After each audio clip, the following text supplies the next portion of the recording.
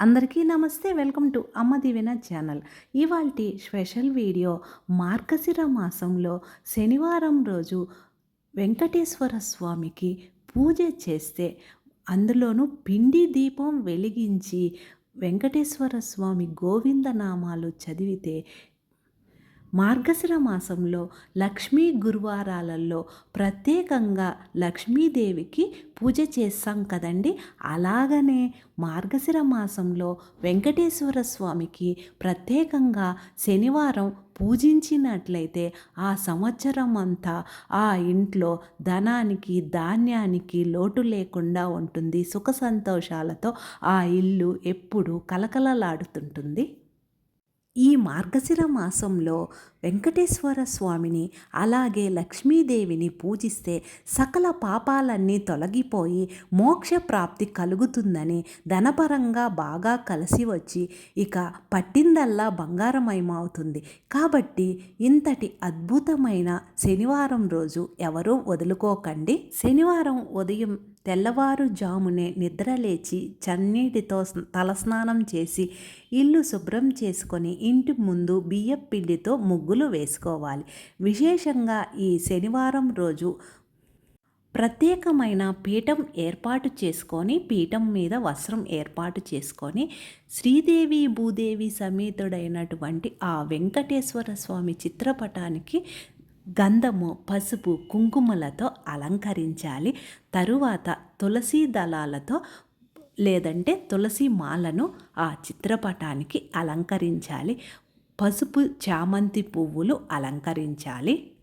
ఇలా అలంకరించిన తరువాత పసుపు కుంకుమలు సమర్పించాలి.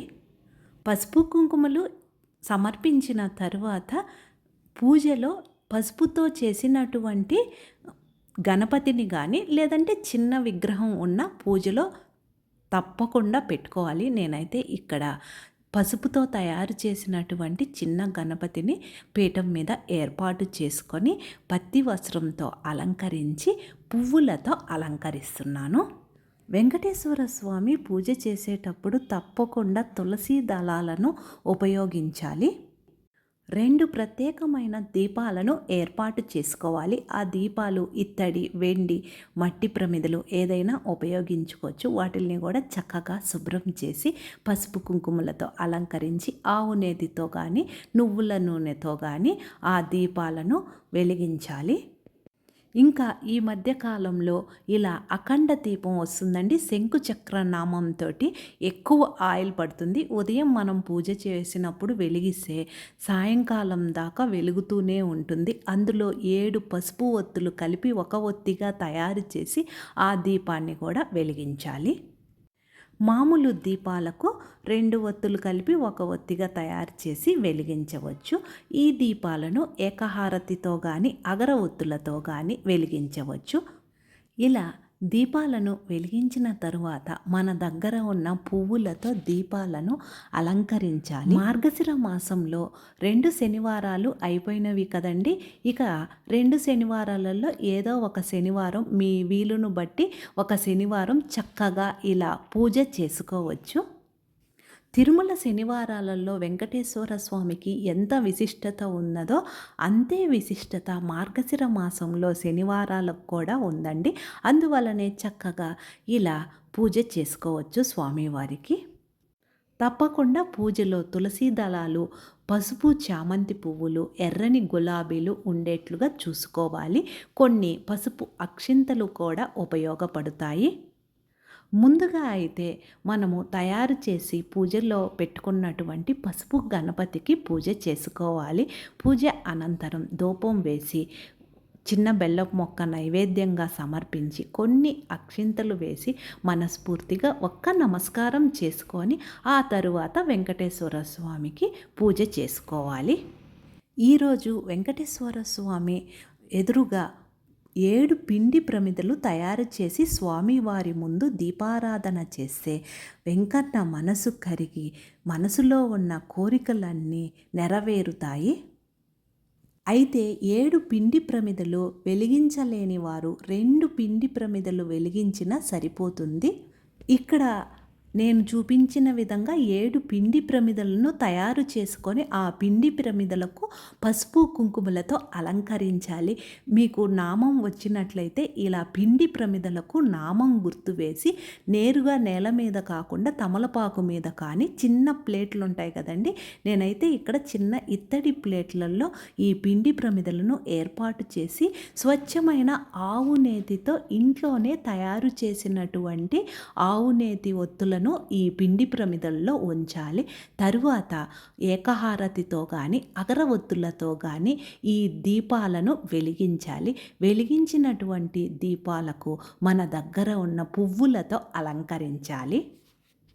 ఇలా మార్గశిర మాసంలో పిండి దీపాలు వెలిగించి వెంకటేశ్వర స్వామిని పూజిస్తే మనసులో ఏది కోరుకున్నా ఖచ్చితంగా నెరవేరుతుంది.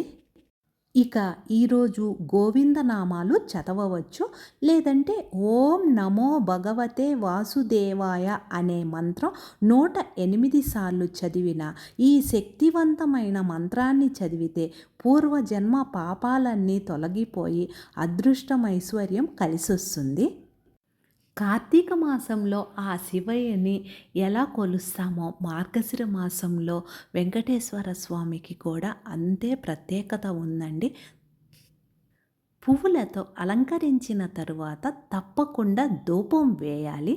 ధూపం వేసిన తరువాత ఇక్కడ వెంకటేశ్వర వ్రత కల్పము అనే బుక్ ఉంటుందండి. ఆ బుక్కులో 5 అధ్యాయాలు ఉంటాయి. తప్పకుండా ఆ 5 అధ్యాయాలు ఈ మార్గశిర మాసంలో చదివితే చాలా మంచిది. ఒకవేళ మీరు ఇంట్లో పూజ కుదరని వాళ్ళు ఈ పుస్తకము తీసుకువెళ్ళి గుడిలో పిండి దీపం వెలిగించి ఆ దీపం ముందు కూర్చొని ఆ 5 అధ్యాయాలు చదివిన మన మనసులో కోరిక నెరవేరుతుంది. ఇలా మార్గశిర మాసంలో వచ్చే ఏ శనివారమైనా చక్కగా పూజ చేసుకోవచ్చు. తరువాత స్వామివారికి ఒక తాంబూలం సమర్పించాలి. తప్పకుండా ఈరోజు వడపప్పు పానకం కూడా సమర్పించాలి. ఈరోజు మనము స్వామివారికి సమర్పించేటువంటి నైవేద్యాలలో కాస్త తులసి దళం వేసి సమర్పించాలి. ఇంకా ప్రత్యేకమైన నైవేద్యం ఉందండి. గోధుమ రవ్వతో తయారు చేసి ఈరోజు స్వామివారికి సమర్పిస్తారు. ఈ గోధుమ రవ్వ నైవేద్యాన్ని ఎలా తయారు చేయాలో మన శారదాస్ ఛానల్లో ఫుల్ వీడియో అప్లోడ్ చేశానండి. అవసరం అనుకుంటే చూడండి. చివరగా ఒక కొబ్బరికాయను కొట్టి ఉంచితే సరిపోతుంది. స్వామివారికి నైవేద్యాలు సమర్పించినప్పుడు తప్పకుండా గ్లాస్తో కానీ చెంబుతో కానీ వాటర్ కూడా పెట్టాలి. ఇంకా ఈరోజు స్వామివారికి సప్తహారతి 7 హారతులు ఉంటాయండి. స్టాండు ఆ స్టాండ్లో నేతిలో ముంచినటువంటి పువ్వొత్తులను ఉంచి చక్కగా ఇలా స్వామివారికి హారతి ఇవ్వాలి.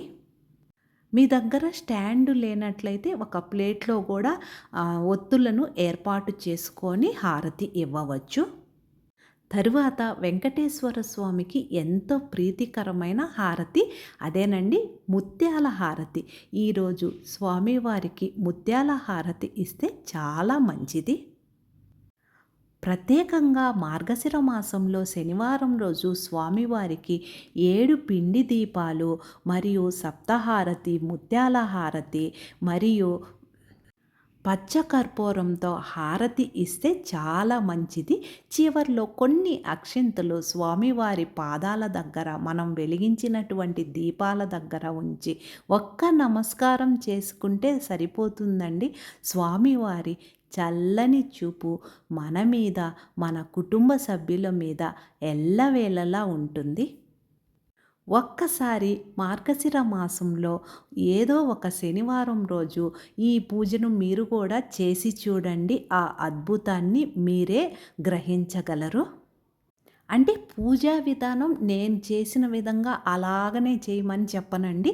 మీ టైం ప్రకారం మీ ఇంట్లో పరిస్థితులను బట్టి మీ వీలును బట్టి చక్కగా స్వామివారికి పూజ చేసుకోవచ్చు. బ్రహ్మముహూర్తంలో చేస్తే చాలా మంచిది. ఒకవేళ వీలు కాని పక్షంలో ఈ పూజ అనేది 9 లోపల చేసుకోవచ్చు. అప్పుడు వీలు కాని పక్షంలో సాయం సంధ్య వేళ 5:30 నుంచి 6:30 లోపల ఎప్పుడైనా ఈ పూజను చేసుకోవచ్చు. ఈ పిండి దీపాలు కొండెక్కిన తరువాత ఆ పిండిని చక్కగా ఆవులకు తినిపించవచ్చు. పూజలో ఉపయోగించినటువంటి పువ్వులను ఎవరూ తొక్కని స్థలంలో గానీ, పారే నీళ్ళల్లో గానీ వేయవచ్చు. పూజ అనంతరం స్వామివారికి సమర్పించినటువంటి నైవేద్యాలను మనం చక్కగా ప్రసాదంగా స్వీకరించవచ్చు. అంతేనండి. సింపుల్‌గా ఎటువంటి హడావిడి లేకుండా మార్గశిర మాసంలో వచ్చే శనివారం రోజు ఇలా పూజ చేయండి. వెంకటేశ్వర స్వామి కృపకు పాత్రులు కండి. ఇంకా మీ వీలును బట్టి ఈ మార్గశిర మాసంలో శనివారం రోజు వెంకటేశ్వర స్వామి దేవాలయానికి వెళ్ళి స్వామివారిని దర్శించుకుంటే చాలా మంచిది. అంతేనండి. ఈ వీడియో మీకు ఉపయోగపడుతుంది అనుకుంటే లైక్ చేసి షేర్ చేయండి. మన అమ్మ దీవెన ఛానల్ ఫస్ట్ టైం చూస్తుంటే మర్చిపోకుండా సబ్స్క్రైబ్ చేసుకోండి. నేను వేరొక వీడియోతో మీ ముందుంటాను. Thank you.